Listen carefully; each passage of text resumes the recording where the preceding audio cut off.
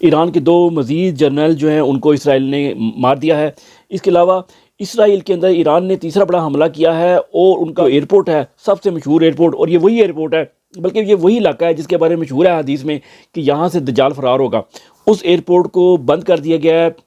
اور یہ نہیں بتایا گیا کہ کب تک کے لیے بند رہے گا۔ اور اسرائیل نے ایران کو ایک اور دھمکی لگائی ہے کہ تم نے جو میزائل کا یہ حملہ کیا ہے اس کا تمہیں سخت جواب دینا پڑے گا۔ لگتا ہے تکلیف پہنچی ہے، ایران نے تکلیف پہنچائی ہے، لیکن ایران نے جو میزائل مارے ہیں ان کے اوپر یہ آیت بھی لکھی ہوئی ہے سورہ انفال کی۔ اس کے علاوہ ایران کا جو نیوکلیر پلانٹ جس کے اوپر اسرائیل نے 3-4 حملے کیے تھے، ادھر تابکاری ہوئی ہے تھوڑی سی، لیکن وہ کنٹین ہے، علاقے میں نہیں پھیلی۔ اور آخری چیز، ایران نے تمام مسلمان ممالک اور امریکہ اور UAE اور یورپ کو بھی دھمکی لگائی ہے کہ اگر کوئی بھی کسی کی بھی بیس سے یا کسی ملک سے، یہ جو مڈل ایسٹ میں ملک ہیں، ایران کے جانے والے جو پروجیکٹائلز ہیں، جو بھی چیزیں ہیں، ان کو روکے گا، تباہ کرے گا، کچھ بھی کرے گا، اس کو نشانہ بنایا جائے گا، وہ بے شک کوئی بھی برادر اسلامی ملک کی کیوں نہ ہو۔ جبکہ جارڈن نے کل ایران کے کئی جو تھے ڈرونز وہ گرا دیے تھے اپنے علاقے کے اندر، تو ابھی تک تو کوئی جواب نہیں آیا۔